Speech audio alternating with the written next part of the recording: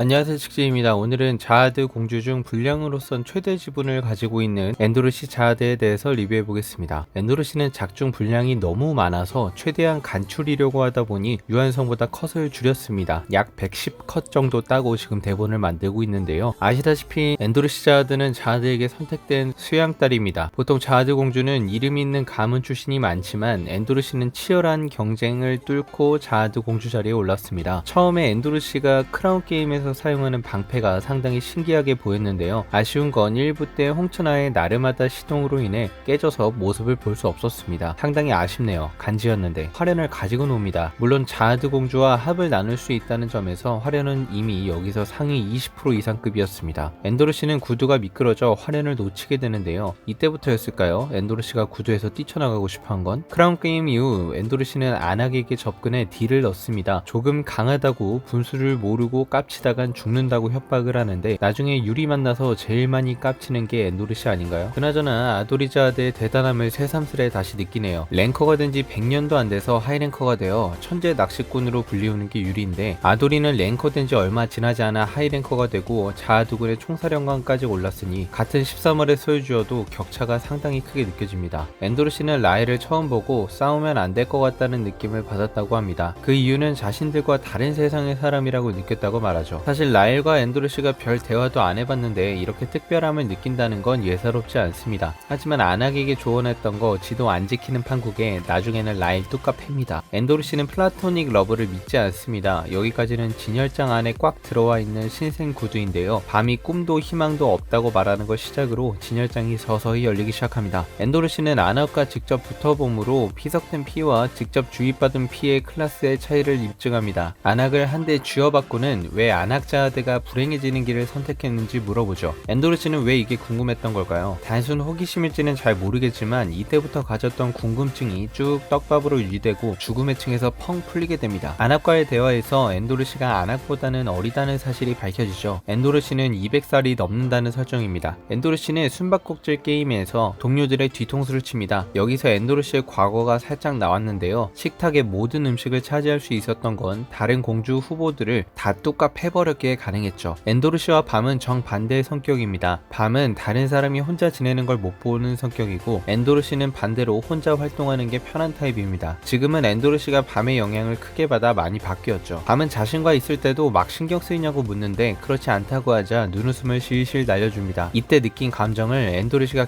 갸우뚱하다가 스스로 2부 공방전 때 확신하게 되죠. 1부 때 렌이 난동을 피운 이유 중 하나가 자하드 공주를 제거하는 데 있었다는 사실을 알게 된 엔도르시는 비아 가문과의 악연의 스타트를 끊습니다. 2부로 넘어가 공방전 원샷 오퍼튜니티 게임에서 이수가 간지나게 퍼그 대가리 총알 먹여주러 가자고 하는데 혼자 개인 플레이합니다. 중요한 건 이수가 이걸 신경도 안 써요. 원래 그럴 놈이라 생각했나 봅니다. 밤을 직접 만난 후 역흐름 제어를 경험하고 밤에 대한 의심을 늘려나갔고요. 밤이 튀고 나서 엔도르시는 탈락할 운명이었지만 우연찮게 엔도르시가 가진 최고의 무기인 봉봉을 득템하게 됩니다. 그리고 얼마 지나지 않아 라크와 함께 밤의 생존을 확인하게 되죠. 이어 바라가브와 간단한 1대1을 뜨게 됩니다. 바라가브는 2급 최강으로 불렸는데요. 지도 우연찮게 얻은 블러드 타마라로 육체 내구력을 보완한 케이스인지라 거의 대결이 아이템 대 아이템전이었습니다. 다만 엔도르시가 머리를 써 봉봉의 능력으로 상공으로 순간이동해버리고 공중에서 자유로운 엔도르시가 바라가브를 땅으로 떨어뜨려 부상을 일으킴으로 승리를 하죠. 엔도르시가 야마에게 2급 최강이라고 하지만 당시 기준 엔도르시도 비올레와 같이 최강을 다투는 인원 중 한 명입니다. 1부 때 약속했던 엔도르시와 밤의 데이트가 엔도르시에 의해 강제로 집행되고 밤은 또 엔도르시에게 미소와 명대사를 날려 엔도르시의 마음을 확정적으로 훔쳐버립니다. 여기서 끊겼던 대사는 아마도 그러네, 나 이 녀석을 좋아하고 있구나 이지 않을까요? 그리고 라일을 아직도 그리워하는 밤에게 약간의 질투를 하는 엔도르시입니다. 다음 등장은 네이먼트 정거장 때입니다. 자하드 공주는 10가문 저자들과 마찬가지로 다양한 위치의 자하드 문양의 액세서리를 가지고 있는데요. 이번에는 넥타이의 문양이 있네요. 공주만 가지고 있을 수 있는지는 잘 모르겠습니다. 사실 여기는 로포비아 가문이 점령한 곳이었고 엔도르시에게 이 정거장의 지배자인 카이저에게 승부로 이겨서 이름을 빼앗은 싸우면 1부 때 흑막이었던 로포비아 렌의 목숨을 내놓겠다고 딜을 하죠. 결국 엔도르시는 받아들이게 되고 카이저에게 덤볐지만 카이저의 숨은 비기로 인해 엔도르시가 패배하게 됐습니다. 중요한 건 아낙자드가 반대를 했음에도 엔도르시가 독단적으로 결정해 이런 사태가 일어났다는 겁니다. 그래서 자신은 카이저에게 도전할 수 없으니 밤의 이름을 빼서 밤을 통해 카이저의 이름을 뺏으려 합니다. 하지만 밤 또한 카이저의 이름이 필요했기에 카이저의 이름을 양보할 수 없다고 하죠. 자하드의 이름을 빼앗겼기 때문에 엔도르시는 죽을 위기에 처한 겁니다. 하지만 그런 상황을 알면서도 양보해주지 않는 모습에 엔도르시가 크게 화가 납니다. 사실 저 같아도 화가 날 것 같아요. 결국 로포비아 쌍둥이 공주와 만나게 되고 엔도르시는 작은 전투를 펼칩니다. 아무래도 D급에 올라온 지 좀 시간이 지나 보이는 쌍둥이이기에 엔도르시가 살짝 밀리는 듯한 모습이 느껴졌습니다. 결국 밤이 카이저의 이름을 찾아오고 엔도르시에게 설명을 하지만 엔도르시가 이해할 리가 없죠. 하나의 TMI를 적어보면 엔도르시는 엔도르시 자하드의 본명이 아닌 가명이라고 합니다. 고로 엔도르시 이름을 카이저에게 받아온 밤은 엔도르시의 본명을 알고 있는 상태죠. 굳이 이런 걸 밝히지 않고 밤만 알고 있다는 설정이 있다는 건 뭔가 떡밥이 있을 것도 같네요. 그러더니 죽음의 층으로 간다면 왜 말 안 했냐고 밤에게 따집니다. 예전에 죽음의 층 가야 해서 카이저의 이름 가져가야 한다고 말했는데 그때 도대체 뭘 들은 건지. 엔도르시가 죽음의 층에 깜짝 놀란 건 죽음의 층에 자하드 구두 진열대에서 빠져나간 가람 자하드가 있다는 사실을 아낙 자하드 주니어에게 들었기 때문이죠. 여러분들은 모르시겠지만 예전에 작가님이 블로그인지 어딘지 써놨던 내용 중에 아낙 자하드가 엔도르시에게 이 사실을 말하는 게 있었습니다. 지금은 사라져서 원본을 구할 수가 없는데 마지막 대사가 가람 자하드 그녀가 거기에 있어 뭐 이런 식이었던 걸로 기억합니다. 혹시 내용 원본 있으신 분은 댓글로 달아주시면 고정 받겠습니다. 사실 이 내용은 원작에서 자연스럽게 풀렸기 때문에 굳이 몰라도 되는 TMI입니다. 한편 엔도르시는 몸조심 안 하는 밤에게 자기가 걱정하고 있다고 밤의 히로인임을 밝히고요. 엔도르시가 유리에게 수련을 받게 됩니다. 엔도르시 입장에서는 스승을 잘 만난 거죠. 엔도르시는 하유리의 레드벨벳 스워드와 비슷한 시폰 스워드를 배우게 됩니다. 이어 죽음의 층에서 가람자하드를 만나게 되죠. 이때 아낙에게 가람자하드 얘기를 직접 전해들었다고 말하죠. 엔도르시는 가람자하드가 진열대에서 빠져나간 공주 탑툰이 어떻게 지내고 있는지 궁금했다고 말하며 막상 보니 별거 없다고 하고 자신도 빠져버릴까 하는 느낌이 들었다고 합니다. 이때 저게 뭔 황당한 소리냐는 듯이 자하드가의 직원 에반 에드록이 당황하고 있고 가람자하드는 엔도르시를 보고 피식 웃습니다. 가람자하드는 오래 산 연륜으로 엔도르시가 밤에게 호감이 있다는 것을 바로 간파해버립니다. 이어 의미심장한 말을 하는데요. 탑을 바꿀 사람으로서 좋아하는지 인간으로서 좋아하는지 선택해야 할 순간이 온다고 합니다. 사실 이건 탑 전체를 아우르는 떡밥 중 하나라고 봅니다. 제가 한 5번 읽어봤는데요. 사람이 사람을 좋아하는데 꼭 저 2가지 이유로 좋아해야 합니까? 그리고 왜 2가지 이유를 동시에 소화 못하는 걸까요? 왜 선택을 해야 하는지 잘 모르겠습니다. 일단 탑을 바꿀 수 있다고 생각해서 좋아하는 건 유리자하드라고 볼 수 있을 것 같습니다. 인간으로서 좋아하는 건 엔도르시나 연 2화 정도라고 생각했습니다. 근데 가람자하드가 저렇게 말하는 걸로 봐선 엔도르시도 밤에게 뭔가 탑을 바꿀 자로 기대하는 바가 있을 수도 있다는 건데요. 제가 느끼기엔 그런 느낌은 못 받았습니다. 이어 가람자하드는 갈팡질팡하면 결국엔 둘 다 상처받게 된다고 합니다. 이걸 곱씹어 생각해보면요. 탑의 법칙이나 연애의 법칙으로서 말해주는 게 아니라 자신의 경험이라는 점을 알 수 있습니다. 자신이 직접 경험했거나 다른 사람의 경험을 들었을 수도 있고요. 하지만 가람자하드의 썸이 누구죠? 바로 우랭마지노죠. 우연찮게도 이 컷 다음에 등장하는 친구가 바로 마지노입니다. 엔도르시와 밤, 가람자하드와 우랭마지노 연결점이 있죠. 가람의 경우는 우랭마지노를 탑을 바꿀 수 있는 존재로서 호감을 가졌었지만 우랭마지노는 가람의 말을 들어줄 생각이 없기에 가람은 우렉에게 마상을 당했을 확률이 높습니다. 인간으로서 좋아하는 건 포기한 케이스죠. 이어 엔도르시는 숨겨진 층까지 쫓아가게 됩니다. 화려는 숨겨진 층의 존재는 알지만 굳이 가지 않겠다고 말하죠. 이때 화련이 말한 따로 할 일이라는 것은 어떤 걸까요? 마지막 정거장의 운명을 이때부터 확인했던 걸까요? 죽음의 층 가기 전에 라이를 엔도르시가 뚝까 팹니다. 이제야 힘을 올바르게 쓰는 엔도르시인데요. 역시나 강한 엔도르시는 라일이 가진 봄을 먹는 가오리를 간접적으로 느끼게 됩니다. 엔도르시는 숨겨진 층에서 숙적으로 양식업자를 만나게 됩니다. 양식업자가 어떤 떡밥을 가지고 있는지는 예전 숨겨진 층 떡밥 정리 영상에서 언급을 많이 했으므로 내용을 좀 스킵하겠습니다. 엔도르시의 경우 숨겨진 층의 물건인 구수장의 신수 반응액을 가지고 나왔습니다. 그리고 본인도 유한성 덕분인지 스스로 터득했는지 새로운 속성의 신수를 배워가지고 화이트에게 선보입니다. 대망의 마지막 정거장 전투입니다. 이때 엔도르시의 분량은 선별인원 주제에 그래도 좀 비중이 있었습니다. 라이를 직접적으로 뚝까 패는 것에 이어 봉봉으로 라이를 함정에 빠뜨리죠. 엔도르시가 화련에게 탈출 방법인 쪽지를 받아 뭐 실행했다는 이야기인데 사실 내용을 이해하지 않아도 충분히 전개가 이해가 됩니다. 저는 3번을 읽어봤지만 제대로 이해하려고 노력한 적이 없습니다. 제대로 이해한 거나 안 이해한 거나 작품의 이해도에 있어 차이는 없습니다. 엔도르시는 밤이 찰리와 칼라반을 상대로 싸울 때도 도망칠 때도 늘 함께 있었습니다. 다만 밤이 괴로워하며 울고 있을 때 자하드 공주의 신분 때문인지 가수처럼 밤을 따뜻하게 안아주며 위로하진 못했죠. 이상 2부에서 중요한 내용은 별로 없고요. 3부에서 밤은 둥지 전쟁을 치르고 있는 와중에도 어디에 있는지 가늠이 안 됩니다. 다만 여행자를 고문하면서 여행자에게 계속 에밀리가 울리고 있다고 말하죠. 라일이 구스타형에게 소원을 빈 이후 에밀리를 통해 또 뭔지를 꾸미고 있다는 떡밥을 남겨주고 엔도르시는 퇴장하게 됩니다. 둥지 전쟁이 끝나고 나면 라일이 어떤 움직임을 벌였는지, 에밀리는 도대체 언제까지 라일의 길잡이 역할을 해줄지 드러나게 되겠죠. 에밀리에 대한 정리가 궁금하다면 우측 상단을 참고해보시면 좋을 것 같습니다. 이상 엔도르시에 대한 리뷰를 마치겠습니다. 시청해주셔서 감사합니다.